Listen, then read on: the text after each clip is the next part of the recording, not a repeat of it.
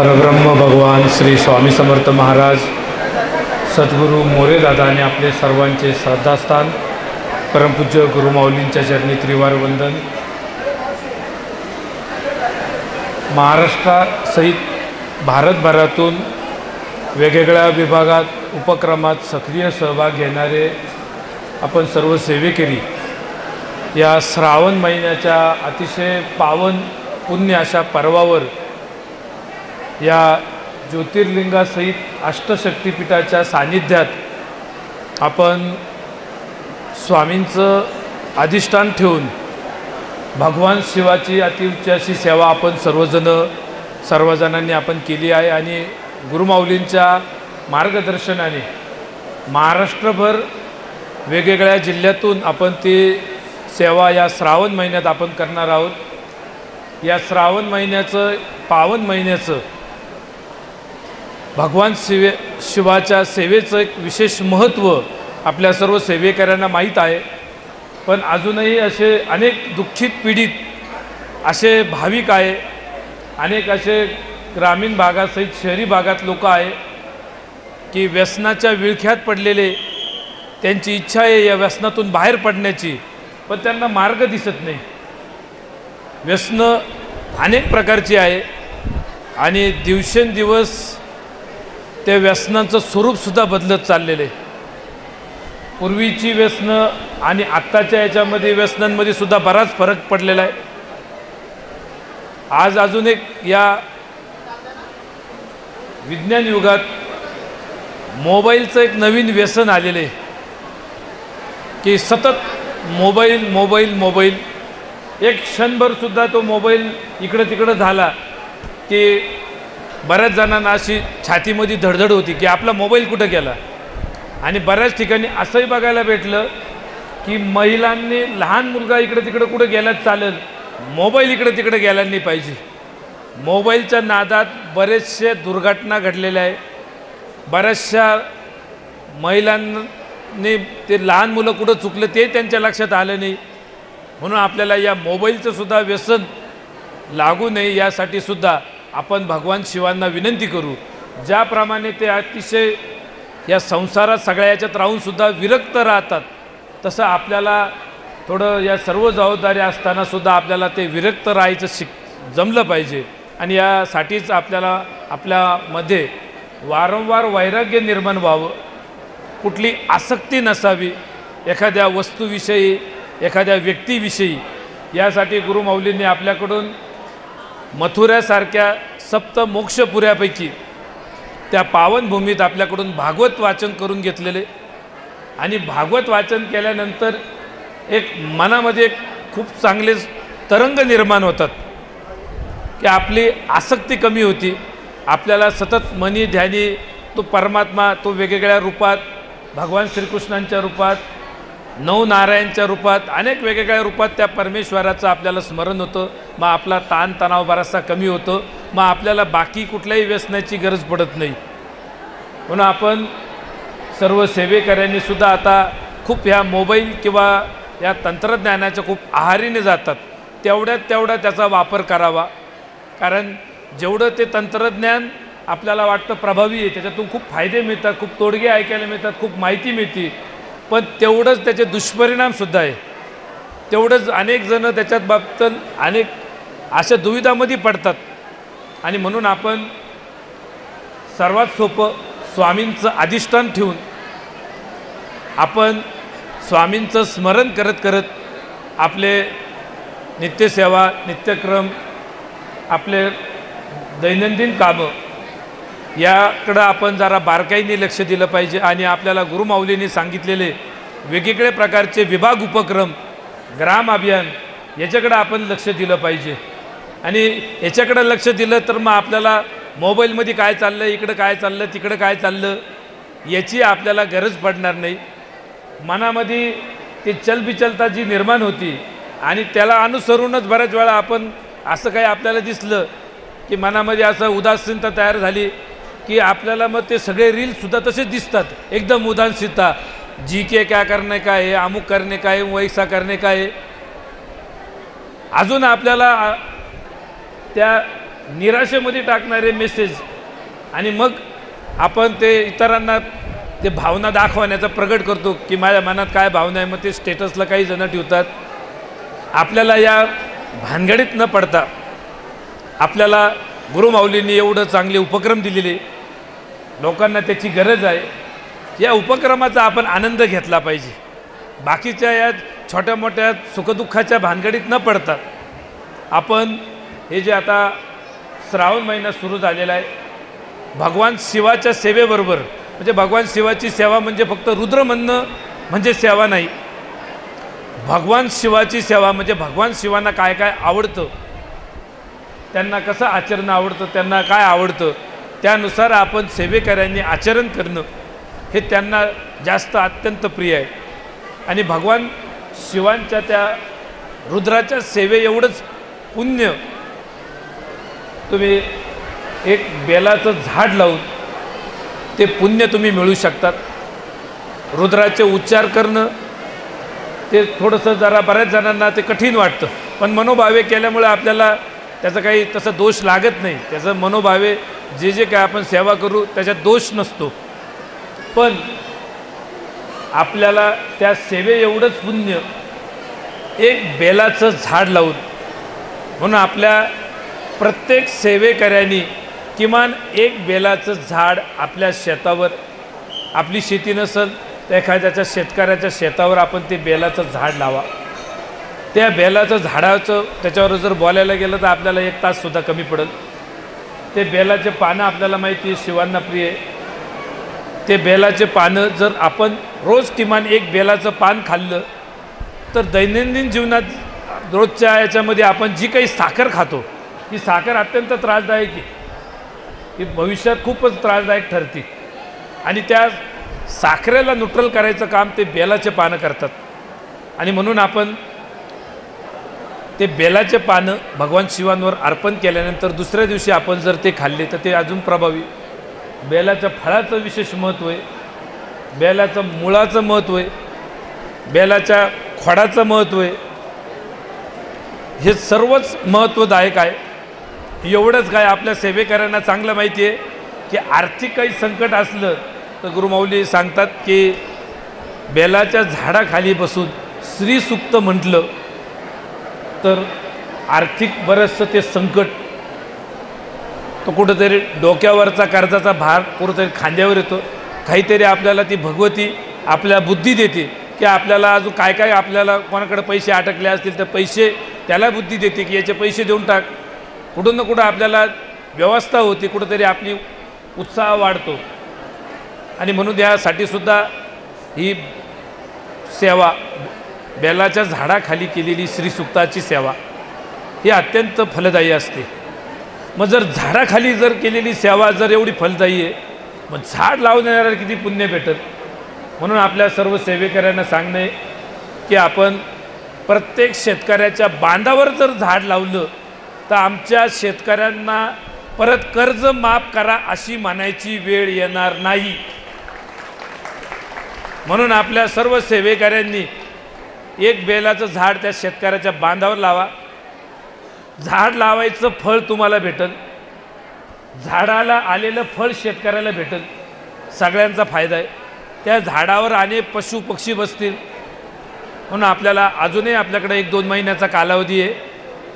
बांधावर वृक्षरोपणाचं नियोजनात आपण बेलाचं झाडासहित अनेक वेगवेगळ्या वनस्पती आपण जर त्या लावल्या तर त्या शेतकऱ्याला त्याचा फायदा होईल. त्याला आपल्याला ते समजून सांगावं लागेल की बांधावर झाडं, कारण बऱ्याचशा शेतकऱ्यांनी बांधावरचे झाडं तोडले कारण त्यांच्या डोक्यात कोणीतरी सांगितलं की आपली जागा वाया जाती, सायवडतं, सावली पडती, तिचं पिकं येत नाही.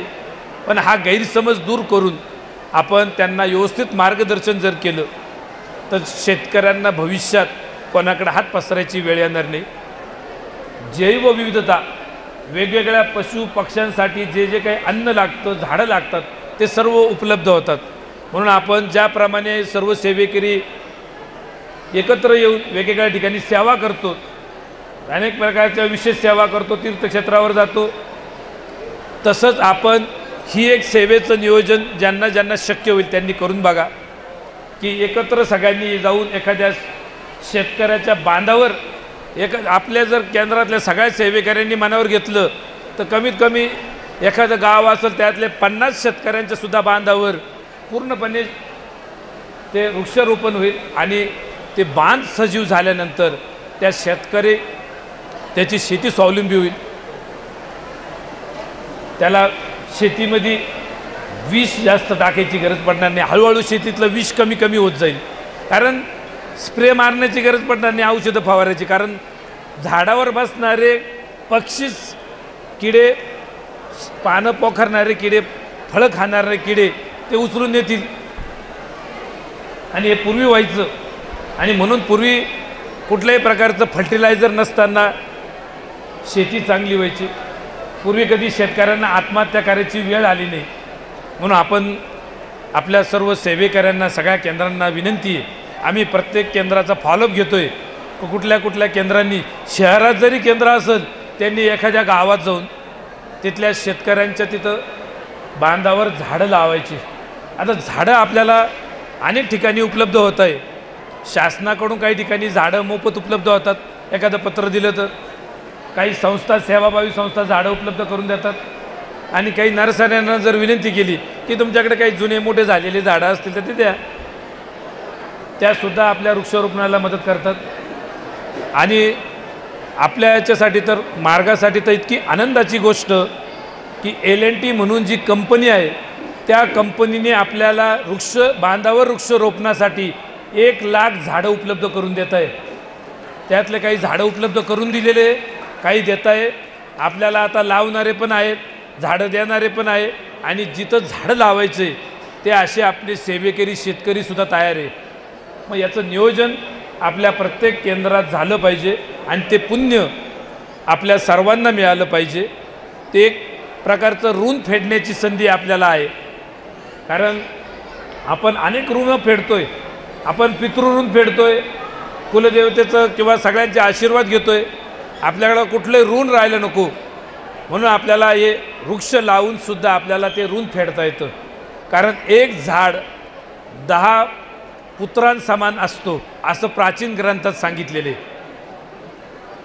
म्हणून आपल्याला प्रत्येक सेवेकऱ्याला या बांधावर वृक्षारोपणाच्या नियोजनात आपण सगळ्यांनी सहभागी होऊ. त्याचं एक टेक्निकली झाड लावण्याची पद्धत, नुसतं झाड लावायचं म्हणून कसंही लावून नाही चालत. किती अंतरावर कोणतं कसं झाड लावायचं याचं एक टेक्निक आहे. म्हणून आपल्या पर्यावरणातले आणि कृषीतल्या प्रतिनिधींना आपण त्याच्या सगळ्या नोट्स, त्याची काही माहिती आपण उपलब्ध करून देतो आहे. ज्यांना ती माहिती पाहिजे असेल इथं आपल्या पर्यावरण आणि कृषी विभागात ती माहिती उपलब्ध आहे. झाड लावताना बीजमंत्रापासून तर कोणतं झाड कोणत्या दिशेला पाहिजे, कोणते झाडं जवळ पाहिजे, 2 झाडांमध्ये अजून कोणतं झाड छोटंसं लावलं पाहिजे. समजा तुम्ही नारळाचं झाड बांधावर लावलं तर नारळा शेजारी तुम्ही जर कढीपत्त्याचं झाड लावलं, छोटंसं रोप लावलं, तर त्या कढीपत्त्याचं झाड जसं मोठं होईल, नारळ जसं मोठं होईल, तर नारळावर एक भुंगा येतो. तो नारळ पोखरतो, नारळाचं झाड पोखरतो. आणि तो भुंगा पकडण्याचं सामर्थ्य ते एक पक्षी, बुलबुल म्हणून पक्षी, आणि तो पक्षी कढीपत्त्याच्या झाडावर त्याला जास्त आवडतो. आणि म्हणून ते कढीपत्त्याचं झाड जर तिथं लावलं तर तो पक्षी आपाप तिथं येणार. तो पक्षी आला म्हणजे नारळावरचे ते जे नारळाला त्रास देणारे सगळे किडे तो पक्षी खाणार. किती सोपं गणित आहे. कढीपत्त्यापासून पण फायदा, नारळापासून फायदा. आणि हे सगळं टेक्निक आमच्या शेतकऱ्यांपासून आपल्या सर्वसामान्य लोकांना माहीत पाहिजे. नाही तर मग आपण काय करतो, एकाला मारलं का दुसऱ्याचं सगळं आपण ती साखळी तोडून टाकतो. केमिकल मारलं का ते अनेक मित्र किडी पण मारतात, अनेक सगळ्यांना दुष्परिणाम, सगळं आपण उलटं काम करतो. दिवसेंदिवस आपण सगळं उलटं काम करत चाललेलो आहे जाहिराती बघून. म्हणून असं आपल्याला खर्चात पडायचं नाही. निसर्गाशी मैत्री आपल्याला करायचे. आणि याचा एक खूप मोठा संदेश हा श्रावण महिना देतो. हा श्रावण महिना एवढा सुंदर पद्धतीने आपण बघतो, चारी बाजूने ती हिरवळ, पाऊस पडलेला असतो. एवढंसुद्धा याच्यामध्ये अतिशय प्रसन्न वाटतं. आणि म्हणून आपल्याला या निसर्गाच्या मदतीने, त्याच्या आशीर्वादाने, कारण निसर्ग हे सर्व झाडं, पशुपक्षी हे सुद्धा भगवतीचं एक रूप आहे. श्रावण महिनासुद्धा हे भगवतीचं रूप आहे आणि म्हणून आपल्याला त्यांचा आशीर्वाद घेऊन आपल्याला हे सर्व उपक्रम याच्यात सहभागी व्हायचं आहे। केवळ फक्त पारायणं, केवळ फक्त एखादं पूजन केलं म्हणजे लगेच ते देवता तुमच्या समोर हात जोडून उभे राहतील आणि तुम्ही म्हणाल ते तुम्हाला देतील, एवढं सोपं नाही। आपण हे सगळे आशीर्वाद आपण घेतले पाहिजे। म्हणून आपल्या सर्व सेवा केंद्रातल्या मार्गदर्शकांना सुद्धा सांगणे की तुम्ही आपल्या सर्व सेवेकऱ्यांच्या हातून हे वेगवेगळ्या प्रकारच्या वनस्पती लावून घ्या। आता प्रत्येक वनस्पती लावायचं वेगवेगळं पुण्य। तुम्ही बेलाचं झाड लावलं तर आर्थिक समृद्धी तुमची 100% होणार। जसजसं ते झाड वाढत जाईल तसं तशी तुमची समृद्धी होईल। पण तुम्ही झाड लावलं ते झाड मरून गेलं तर मग ते समृद्धी तिथंच थांबली। म्हणून आपण ते झाडं बांधावर लावले तर निश्चित बांधावरच्या झाडांचा आम्हाला अनुभव आहे। 99.99% झाडं जगतात बांधावरची। म्हणून आपण शेतकऱ्यांना त्याचा फायदा मिळवून देऊ, वेगवेगळे झाडं लावायचं पुण्य आपण प्राप्त करून घेऊ। प्रत्येक झाड लावायचं, असं एखादंही झाड नाही की त्याचं पुण्य नाही। प्रत्येक झाडांवर वेगवेगळ्या देवतांचा प्रभाव असतो। झाड लावायचं पुण्य असतं। नक्षत्रवानात त्याचं महत्त्व सांगितलेलं आहे। नक्षत्र आपलं कोणतंही असो, पण आपण मनोभावे ते झाड लावलं आणि मनोभावे जरी नाही लावता आलं, नुसतं झाड म्हणून लावलं तरी आपल्याला त्याचं पुण्य भेटतं। म्हणून सर्व सेवेकऱ्यांना कळीकळीचं सांगणे की आपल्या सर्व सेवेकऱ्यांच्या माध्यमातून आपण किमान 10 वृक्षांची लागवड करू। त्यात एक बेलाचं झाड असावं। इतरसुद्धा अनेक वनस्पती आहे, जेवढ्या जेवढ्या शक्य होतील।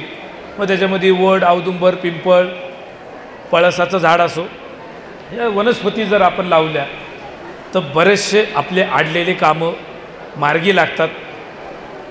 आपण जरी उद्या हयात नसलो पण आपण लावलेले झाडं आपल्याला मृत्यूनंतर सुद्धा पुण्य पुरवत असतात। पुण्यश्लोक अहिल्याबाई होळकरांनी लावलेले झाडं अजूनही काही ठिकाणी आहे। त्यांनी असे झाडं रस्त्याच्या दुतर्फा लावले होते की वाटस्वरूप अनवाणी जरी चालत असला त्याला ऊन लागणार नाही। ठराविक अंतर चालून गेल्यावर त्याला तहान लागल्यावर तिथं त्यांनी बारव खोदलेलं होतं। एवढं सूक्ष्म नियोजन एक महिला करू शकते। आणि केवळ नुसतं महाराष्ट्रात नाही, अनेक राज्यांमध्ये त्यांनी मंदिरं बांधली, घाट बांधले, झाडं लावले। म्हणून आपण सुद्धा किमान नाही बाकीच्या ठिकाणी तर किमान आपल्या घराच्या जवळ कोणते झाडं कसे लावायचे, आपल्या बांधावर, शेताच्या बांधावर कोणते झाडं लावायचे, रस्त्याच्या दुतर्फा कोणते झाडं लावायचं, याचं प्राथमिक माहिती आपल्याला पाहिजे। कोणतंही झाड कुठे कसं लावून चालणार नाही। नाही तर आज झाडं लावायचे 2 वर्षांनी ते झाड तोडायची वेळ यायला, असं नको व्हायला। म्हणून आपल्याला, कारण झाड तोडायचं असलंच घर बांधण्याकरता किंवा काही कारणास्तव जर झाड काढायची वेळ आली तर त्या झाडाच्या, एक झाडाच्या बदल्यात 10 झाडं लावावे लागतात। हा त्याचा प्रायश्चित्त विधी सांगितलेला आहे। म्हणून आपण ज्या वस्तू वापरतो, आपण पुस्तकं वापरतो, अनेक वस्तू वापरतो, त्याच्यासाठी अनेक झाडांचा बळी दिला गेलेला आहे। म्हणून त्याचं आपल्यावर ऋण येऊ नये म्हणून आपण या आता येणाऱ्या महिन्यात, 2 महिन्यात आपण किमान 10 झाडांचं आपण सर्वांनीच, घरातल्या सगळ्यांना, लहान मुलांसहित सगळ्यांनी 10 झाडं लावण्याचं नियोजन करा। म्हणजे आपण ऋणातून मुक्त होऊ। म्हणून आपण निश्चित या बांधावरचं वृक्षरोपणाच्या आपण उपक्रमात सहभाग घेणार आहोत। आणि त्याचबरोबर आता येणाऱ्या पौर्णिमा ही रक्षाबंधनाची पौर्णिमा आहे। आणि या रक्षाबंधन पौर्णिमेला आपल्याला सर्वांना माहिती आहे की बहीण भावाला त्याचं औक्षण करते। भाऊ तिचं संरक्षणात तिचा आशीर्वाद घेतो की एकमेकांचं संरक्षण बहिणीने औक्षण करून, लाखी बांधून बहीण भावाचं एक प्रकारे संरक्षण करते आणि भावाने सुद्धा एक जबाबदारी की बहिणीच्या संरक्षणार्थ तिच्यासाठी एक मार्गदर्शक म्हणून संरक्षक म्हणून कायम जबाबदारी असं हे पवित्र अतूट नातं की हे कायम टिकून राहावं, भविष्यात कुठलेही वादविवाद होऊ नये. कारण आज आपण बघतोय प्रॉपर्टीची थोडी व्हॅल्यू वाढती, बहिणी हिस्सा घ्यायला येतात, भावा बहिणीमध्ये क्लेश हे सर्वत्र आजकाल दिसायला लागलेले. असं होऊ नये. भावानी पण बहिणीचं कायम आदरातिथ्य ठेवावं, तिलाही कुठलाही काही कमी पडून देऊ नये आणि बहिणीला सुद्धा अशी वेळ येऊ नये वाटा मागण्याची. कायदे जरी असले पण या कायद्याची आपल्याला गरज पडू नये या दृष्टीने आपण या रक्षाबंधनाच्या निमित्ताने एक प्रबोधन पुढच्या पिढ्यांना एक चांगलं आपल्याला हे सगळं संस्कार आपल्याला करायचे आहे. आणि यासाठी एक आध्यात्मिक सुरक्षा कवच भावासाठी म्हणून आपल्या महाराष्ट्रातल्या अनेक बचत गटांनी आपल्या सेवेकऱ्यांसाठी एक आध्यात्मिक संरक्षणात्मक एक पर्यावरणपूरक आशीर्वादरूपी अनेक शास्त्रांना अनुसरून अनेक ते वेगवेगळ्या प्रकारचे मणी, मग त्याच्यात रुद्राक्ष असो, पांढरीचा मणी असो, अशी एक रक्षाबंधनाची राखी आपल्या बचत गटांनी बनवलेली आहे.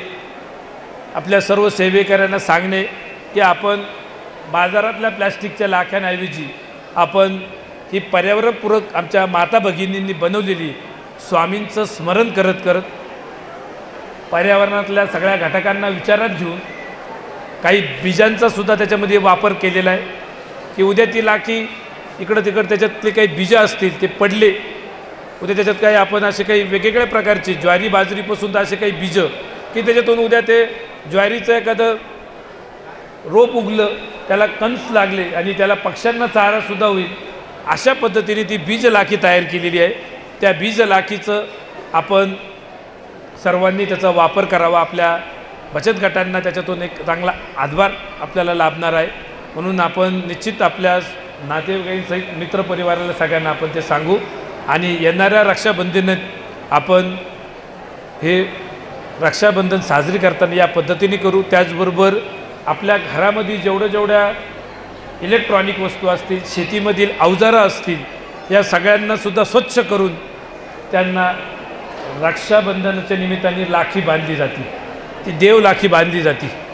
म्हणून आपण हे नव्या पिढीला आपल्याला सर्वांना माहीत असावं या दृष्टीने आपण ही परंपरा आपल्याला ठेवायची आहे की जेणेकरून त्या रक्षाबंधनच्या निमित्ताने त्या यंत्रमशिनरीपासून आपली रक्षा झाली पाहिजे. बऱ्याच वेळा ते यंत्रमशिनरींमुळे अपघात होण्याची शक्यता दिवसेंदिवस वाढत चाललेली आहे. असं होऊ नये या दृष्टीने त्या मशिनरींची स्वच्छता आणि शक्ती स्वरूपेन यंत्रदेवताभ्यो नमः असं म्हणून त्यांचं पूजन करून त्या यंत्र मग घरामध्ये तुमचे जे काही छोटे मोठे सगळ्या किचनमधल्या वस्तूंपासून तर आपल्या दैनंदिन वापराच्या मशिनरी, गाडी घोड्यांपासून तर जे काही अवजार असतील शेतीमधले, उद्योग व्यवसायामधले, हे स्वच्छ करून त्यांनासुद्धा आपण ती देवलाखी आपण बांधली पाहिजे आणि त्यांना विनंती केली पाहिजे की आमचं संरक्षण करू, आमचं संरक्षण चांगल्या पद्धतीने करा, हे कृतज्ञता व्यक्त केली पाहिजे. म्हणून आपण निश्चित या पद्धतीप्रमाणे ज्यांना माहीत नसेल ते करतीलच आणि आपल्या या सेवा मार्गातून हे सर्व उपक्रम हळूहळू आपल्याला हे सर्व आचरणात आणायचे. नुसतं सांगायचं नाही, भगवद्गीता आपल्याला नुसते वाचायचे नाही, आपल्याला आचरणात आणायची आणि हळूहळू टप्प्याटप्प्यात हळूहळू आपल्याला हे सर्व शिकायचं आहे.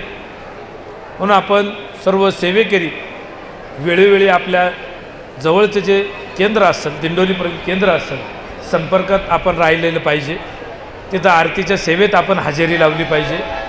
केंद्र कोण चालवतं आहे, केंद्रात कोण मार्गदर्शन करतं आहे, केंद्र किती छोटं आहे का मोठं आहे, केंद्रात आपल्याला मान भेटतो आहे का अपमान होतो आहे, या गोष्टीकडं न बघता स्वामींकडं बघून प्रत्येक सेवेकऱ्यांनी विभागात उपक्रमात सुद्धा काम करताना महाराज माऊलींकडे बघून काम केलं पाहिजे. माणसांकडे बघून काम करू नका. माणसांशी तुमचं आज खटकले, उद्या तुमचं सख्य होईल, परवा परत तुमचं बिनसन. माणसांकडे बघून काम नाही करायचं. तुम्ही आमच्याकडे सुद्धा बघून काम करू नका. तुम्ही कार्य करताना स्वामींचं हे कार्य आहे. हा सेवा मार्ग हा व्यक्तिपरत्व चालणारा नसून या स्वामींच्या आशीर्वाद मार्गदर्शनाने आपण मनोभावे स्वामींचं अधिष्ठान ठेवून. आत्ताच गुरुपौर्णिमेचा कार्यक्रम झाला. आपण महाराजांना विनंती केली की तुम्ही वर्षभर आम्हाला आमच्या घरावर कृपादृष्टी असू द्या, गुरुकृपेचा आशीर्वाद पाहिजे. आणि जिथं गुरुकृपा असली तिथं ज्योतिषाला पत्रिकासुद्धा दाखवायची गरज नाही. ग्रह त्यांचे फिरत राहतात, आपल्याला टेन्शन नाही. आणि हे मी नाही सांगत, हे गुरुचरित्रच सांगितलेले की जरी कपाळावर जर काही लिहिलेलं असलं वाईट, ते बदलण्याची ताकद गुरूंमध्ये ताकद आहे. पण आपल्या बऱ्याच वेळा काय होतं, आपल्या मनात संशय राहतो, नाही आपले तेवढा भाव नसतो. म्हणून आपण मनोभावे, जसं दत्त महाराजांनी तर 24 गुरु केले, त्याच्यातून बोध झाला. मग आज आपल्याला एवढा आध्यात्मिक बोध मार्गदर्शन करणारे गुरु आपल्याजवळ असताना बाकीचं कोण काय बोलतंय, कोण काय म्हणतंय, याच्यापेक्षा आपला जेवढा भाव तेवढा आपल्याला रिझल्ट.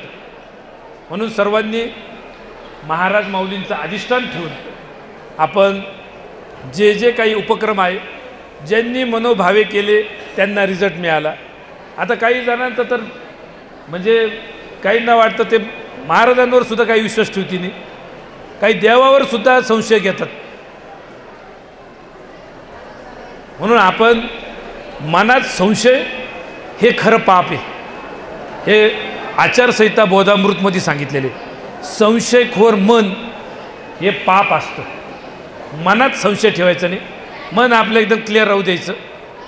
आणि ते असलं तर आपल्याकडून उत्साहाने, श्रद्धेने आपल्याकडून सेवा होती. म्हणून आपल्याला या आगामी कालावधीमध्ये ज्या काही ठिकाणी ज्योतिर्लिंगांच्या ठिकाणी सेवा असो, वृक्ष लागवडीची सेवा असो, विभागातून 18 विभागातून आपल्या काही सेवा असो, या आपल्याला मनोभावे आपल्याला करायचे आहे. मनात असं संशय ठेवायचं नाही. आपल्याला बोलवलं की नाही, आपल्याला अमुक मानपान भेटतोय की नाही, मानपान हे सगळं बाजूला ठेवून अतिशय श्रद्धेने. आणि हे बऱ्याच वेळा महाराज परीक्षा बघतात. एखाद्या व्यक्तीला मुद्दाम पुढं आणतील, पदावर बसवतील. आता आपलं तर नुसतं केंद्र किंवा तालुका किंवा जिल्ह्याचं पद आहे, पण देवतांनी तर म्हणजे त्या परमात्म्याने तर काही दैत्यांना पदावर बसवलं मुद्दाम. तुमचं पद त्या मानाने काही नाही, जिल्ह्याचं तालुक्याचं जरी असलं, पण काही दैत्यांना मुद्दाम पदावर बसून बघितलं काय होतं. आणि जो श्रद्धावान असतो त्याला फरक पडत नाही कोण कोणत्या पदावर आहे, त्याच्या अंतःकरणात तो परमात्मा कायम असतो. म्हणून आपली परीक्षा राहते. बऱ्याच वेळा पदावर कोण आलं, आपल्याला फेवरेबल आहे का, आपल्या बाजूचा आहे का. म्हणून आपण हे याच्यामध्ये पडूच नका, कोण आपल्या बाजूने कोण त्याच्या. आपण फक्त एकच स्वामींचं कार्य, जोपर्यंत आपला श्वास चालू आहे तोपर्यंत आपल्याला मनोभावे करायचे. बाकी काय त्याच्या प्रत्येकाच्या प्रारब्धानुसार एखाद्याला पद भेटेल, एखाद्याचं पद जाईल, पण पदाने काही फरक पडत नाही. म्हणून आपल्या सेवेकऱ्यांना गुरुमाऊली वारंवार सांगतात की आपल्याला एक सेवेकरी हे पद भेटलेले, हे खूप मोठं पद आहे.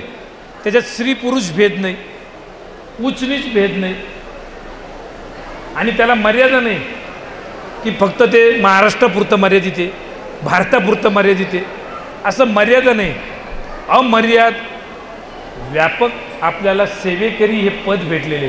म्हणून आपण निश्चित त्या सेवेकरी पदाचा मान ठेवून आपली रोजची दैनंदिन किमान 10 मिनिटाची का होईना सेवा आपण करायचीच. प्रवासात जरी असलो मानसपूजा आपण करायची. किमान आपण आपल्याला जसा वेळ मिळेल विभाग उपक्रमात आपण वेळ देऊ. तो विभाग उपक्रमात कोण नियुक्त केलेले सेवेकरी हे महत्त्वाचं नाही, ते विभाग उपक्रम महाराज माऊलींच्या आशीर्वाद मार्गदर्शनाने चालतात. म्हणून आपण सर्व सेवेकऱ्यांना विनंती आहे की आपण आता एकदम मनोभावे एकदम श्रद्धेने, कारण आपण सर्वजण भागवत वाचून आलेलं आहे, तिथं बरंच काही आपण वाचलेलं आहे, ऐकलेलं आहे. त्यात जे सोपं आहे चांगलं आहे ते आपण निश्चित घ्यायचं, सोनं काढून घ्यायचं, चिंधी अवघड असेल ते बाजूला ठेवा. म्हणून आपल्याला अवघडात पडायचं नाही आणि आपल्याला सुद्धा लोकांना अवघडात टाकायचं नाही, लय चक्राविक्रामध्ये लय फसून ठेवायचं नाही. आपल्या अंतःकरणात महाराज एकदा आले की मग आपल्याला सर्व काही गोष्टी साध्य होतात. म्हणून आपण आपल्या जीवनात सुख येऊ दुःख येऊ आपण स्वामींचं स्मरण करायचं. काही गोष्टी आपल्या मनासारख्याने झाल्या का आपण लगेच म्हणतो नाही नाही मग ते माझ्या मनासारखं झालं नाही, पण काही गोष्टी पुढं जाऊन आपल्याला नंतर कळतं की ते आपल्या हितासाठी होतं. म्हणून आपल्याला आपलं हित कळत नाही पण परमेश्वराला कळतं. आपली आसक्ती कमी करण्यासाठी परमेश्वर आपली वेळोवेळी परीक्षा बघतो. म्हणून आपण सर्वांनी सुखदुःख हे समान मानून मनोभावे आपण स्वामींचं स्मरण करू. या वेगवेगळ्या विभाग उपक्रमात आपण सगळ्यांनी सहभागी व्हा. अनेक जन्मजन्माचे काही ऋण असतील ते आपल्याला या निमित्ताने ते सगळे फेडता येतात आणि यासाठी पैसा लागत नाही. यासाठी काही खूप विधिवत खूप मोठी पूजा घातली पाहिजे असं काही लागत नाही. अतिशय मनोभावे परमात्म्याचं स्वामींचं स्मरण करत करत ह्या उपक्रमात तुम्ही सहभाग घेतला तरी हे सगळे आपले मागच्या जन्मातील काही ऋण असतील, या जन्मात आपल्याला चांगलं पुण्य करायचं असेल तर ते पुण्य करण्याचं एक चांगली संधी आपल्याला भेटणार आहे. म्हणून आपण या श्रावण महिन्यात निश्चित सर्वजण वेगवेगळ्या आपल्या आसपासच्या गुरुमाऊली आपल्याला सांगतील त्या पद्धतीप्रमाणे आपण ती सेवा आपण सर्वजण करणार आहोत. आपल्याला या श्रावण महिन्यात शेतकऱ्यांच्या बांधावर जाऊन आपल्याला वृक्षारोपणाचं नियोजन आपल्याला करायचं आहे. मागच्या वर्षी ज्यांनी ज्यांनी वृक्षारोपण केलं ते आम्ही फोटो मागवतो आहे की तुमचे झाडं केवढे वाढली.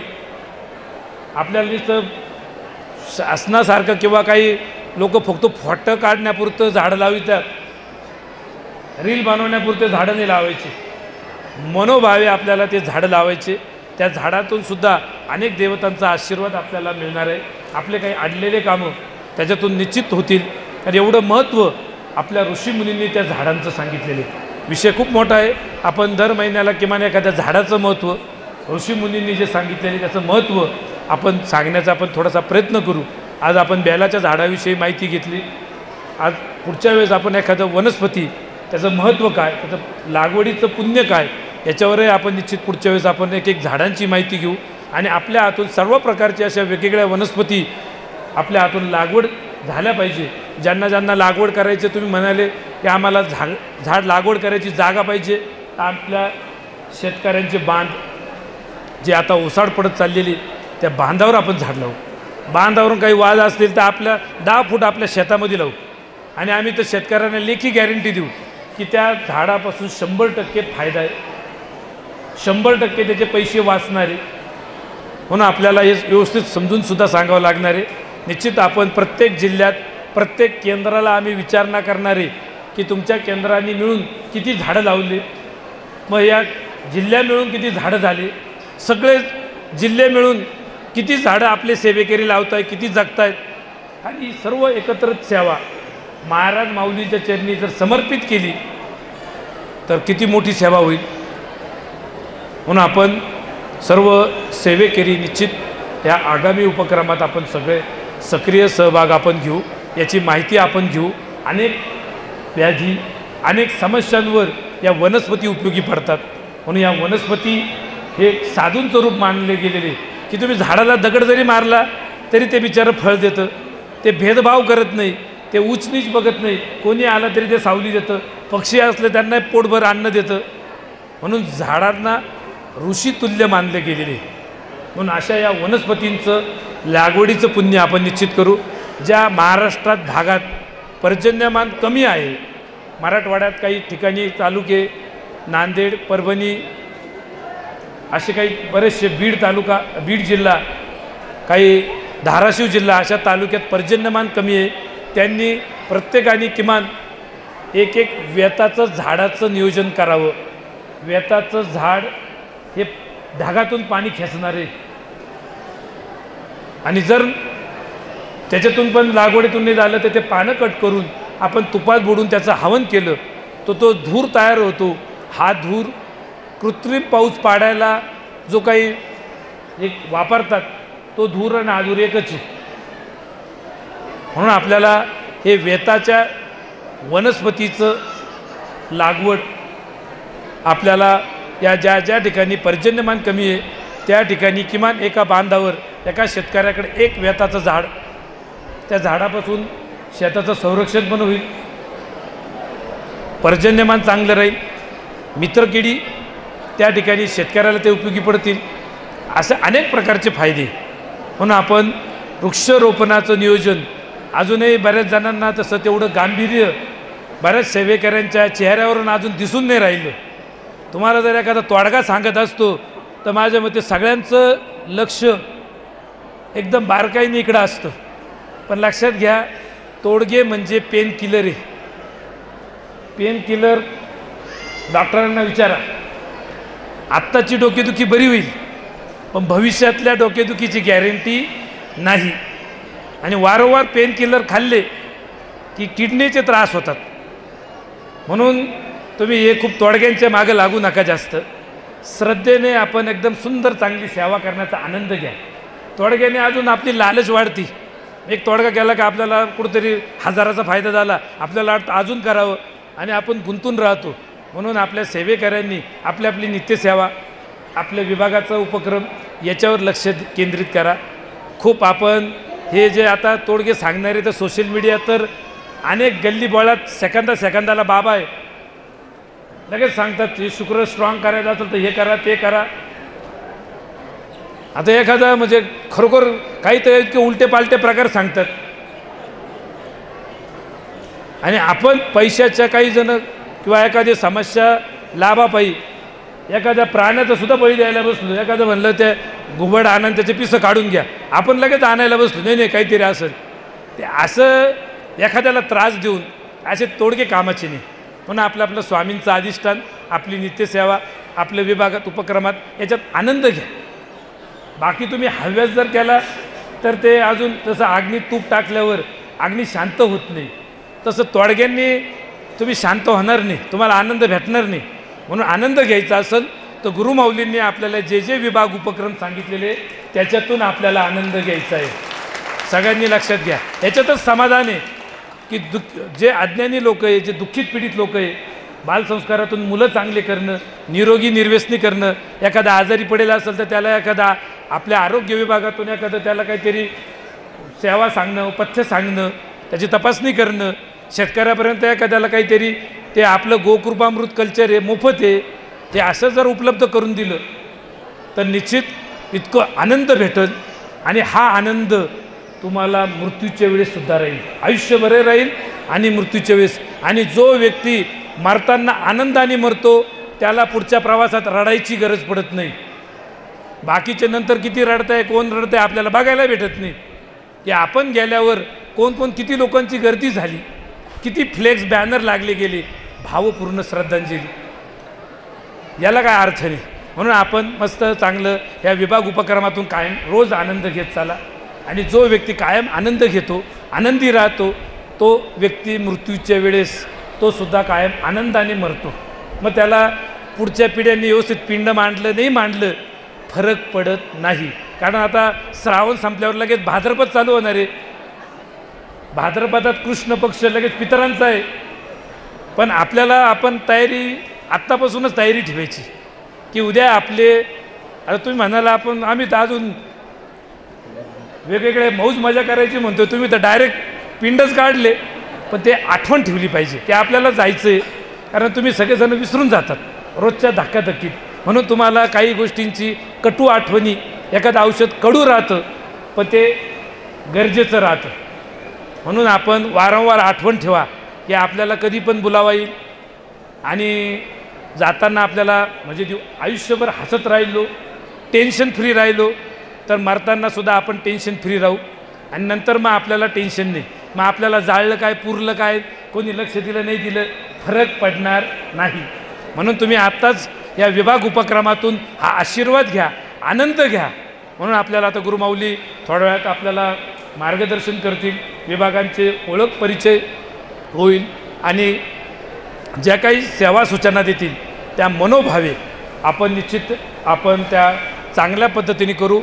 ऊन वारा पाऊस ते त्यांचं काम करतील, नावं ठेवणारे त्यांचं काम करतील, कौतुक करणारे ते त्यांचं काम करतील. आपण या सगळ्यांपासून अलिप्त राहून कोणी कौतुक करो, कोणी नावं ठेवो, आपण आपलं लक्ष आपल्या उपक्रमाकडे पाहिजे. आणि आपल्याला कोणी नावं ठेवलं, कौतुक केलं, कारण या दोन गोष्टींमध्ये माणसं लवकर विचलित होतात.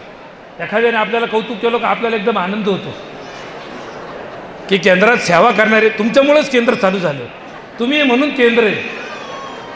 आणि याच्यामध्ये आपण हुरळून जातो, आपल्याला लक्षात येत नाही. आणि एखाद्याने आपल्याला थोडं जरी नाव ठेवलं की तुम्ही ते नैवेद्य व्यवस्थित दाखवलं नाही बरं का, तुम्हाला जमलं नाही, ती माळ तुम्ही व्यवस्थित जप केली नाही, तुम्ही व्यवस्थित ते श्लोक व्यवस्थित वाचला नाही, तर ह्या दोन्ही गोष्टींपासून आपण जरा सावध राहायचं. मनोभावे आपल्या आपल्या विभाग उपक्रमाकडे लक्ष द्या. आणि हे विभाग उपक्रम आनंदाने आपण सगळ्यांनी टेन्शन फ्री, आनंद, तुमच्या चेहऱ्यावर आनंद दिसला पाहिजे, टेन्शन नाही दिसलं पाहिजे. म्हणून आपण आनंदाने महाराज माऊलींचा आशीर्वाद घेऊन हे निश्चित उपक्रम करू. गुरु माऊलींचा आगम झालेले. जय जयकार श्री स्वामी. परमपूज्य गुरु माऊलींचा व्यासपीठावर आगमन झालेला आहे. दोन्ही हात उंचावून जय जयकाराने आपण जोरदार स्वागत करणार आहोत. श्री स्वामी समर्थ महाराज की जय. श्री गुरुदेव दत्त. श्री त्र्यंबकेश्वर महाराज की जय. गंगा गोदावरी माता की जय. सद्गुरु परम पूज्य मोरे दादा की जय. श्री स्वामी समर्थ गुरु माऊली की जय. भारत माता की जय. गुरुपुत्र आदरणीय आबासाहेब. शेवटचं पुन्हा एकदा गुरु माऊलींची चरणी सेवा रुजू करताना आपल्या सेवेकऱ्यांना कळकळीचं सांगणं आहे की प्रत्येक केंद्रातून प्रत्येक सेवेकऱ्याकडून शेतकऱ्यांच्या बांधावर वृक्षरोपणाचं नियोजन आपल्याला करायचं आहे. अनेक ठिकाणी आपण ते वृक्ष उपलब्ध करून देतो आहे. कुठं वृक्ष पाहिजे असेल तर आपल्या पर्यावरण प्रकृती विभागात त्याची माहिती, कृषीशास्त्र विभागात ती माहिती उपलब्ध आहे. आपण सर्व सेवेकऱ्यांच्या हातून ही सेवा आपली झाली पाहिजे आणि या सेवेतून, या पुण्यातून आपल्याला चांगल्यापैकी आपल्या कुटुंबाला त्याचा फायदा होईल. आणि गुरुमाऊली आता जे आपल्याला मार्गदर्शन करतील विभाग उपक्रमातून, त्या उपक्रमांचा सुद्धा आपण निश्चित माणसांपर्यंत पोहोचून आपण ही सर्व सेवा महाराज माऊलीच्या चरणी सर्वजण रुजू करू. मी अधिक वेळ न घेता झालेली सेवा महाराज माऊलीच्या चरणी रुजू करून माझे शब्द थांबवतो. श्री स्वामी समर्थ.